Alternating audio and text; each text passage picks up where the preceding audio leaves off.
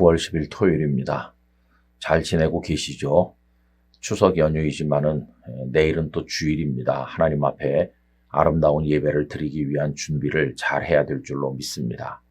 어느 곳에 계시든지 주일 예배를 잘 준비해서 드리시기를 바랍니다. 오늘 함께 읽을 말씀은 요한계시록 21장 1절과 2절입니다. 또 내가 새 하늘과 새 땅을 보니 처음 하늘과 처음 땅이 없어졌고 바다도 다시 있지 않더라. 또 내가 보매 거룩한 성 새 예루살렘이 하나님께로부터 하늘에서 내려오니 그 준비한 것이 신부가 남편을 위하여 단장한 것 같더라. 아멘. 어제 아침에 말씀을 생각해 보시면 사람이 타락하게 되니까 만물도 함께 고통을 받는다고 그랬습니다. 그런데 사람이 하나님의 은혜로 회복이 될 때 하나님께서는 새 하늘과 새 땅을 이루시고 이 세상도 새롭게 하신다는 것을 생각을 하였습니다.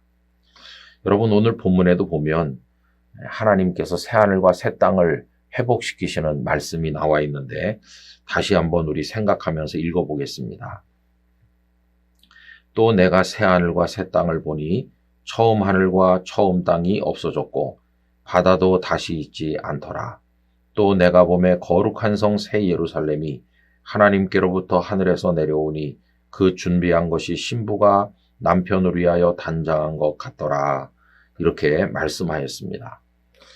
여러분, 결국 우리 사람이 회복되어 구원받는 거, 또 만물이 회복되는 거, 이게 다 하나님의 은혜로 된다는 사실을 알 수 있어요.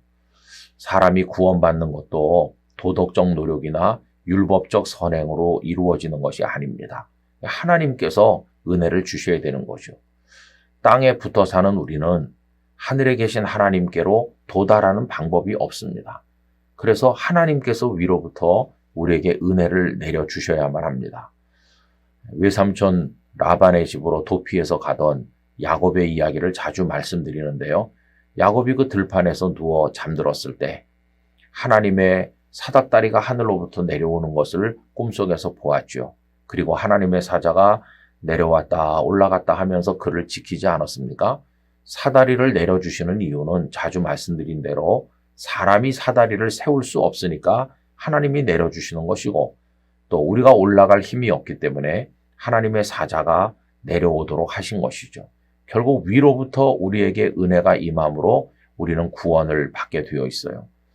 이처럼 사람의 회복도 온전히 하나님의 은혜에 의한 것입니다.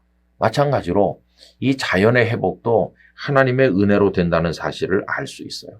그래서 오늘 읽은 말씀처럼 하나님께서 마치 신부가 신랑을 위해 단장한 것처럼 새 예루살렘을 준비하시는데 새 하늘과 새 땅이다. 이렇게 말씀을 하시는 것이죠.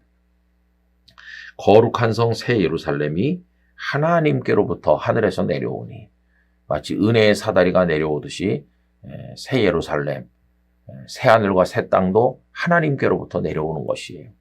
결국 우리 개인의 또 우리 사람의 구원과 이 만물의 구원이 다 하나님의 손안에 있다는 것을 알게 됩니다. 여러분, 하나님, 그리고 하나님께서 창조하신 우리들, 그리고 우리가 살아가는 하나님 만드신 이 자연 만물, 이게 다 연결되어 있다는 것을 알 수 있어요. 그래서 성도는 편협하게 나 자신만을 생각하면 안 되고 온 우주 만물을 바라보는 눈을 가져야 되는 것이죠. 여러분, 다윗은 하나님의 지으신 세상의 아름다움을 얼마나 많이 찬양하였습니까? 이 주간에 우리가 환경이라는 주제를 가지고 며칠 생각을 했는데 그 몇 가지로 정리가 돼요.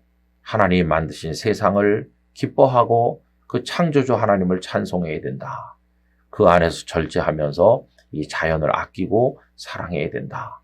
그리고 만물의 고통이 우리 때문임을 기억하면서 하나님 앞에 은혜를 구하는 마음으로 살아야 된다. 그리고 궁극적으로 새 하늘과 새 땅, 그 영원한 하나님의 나라를 사모해야 된다. 이런 것들을 우리가 이야기할 수가 있을 것입니다.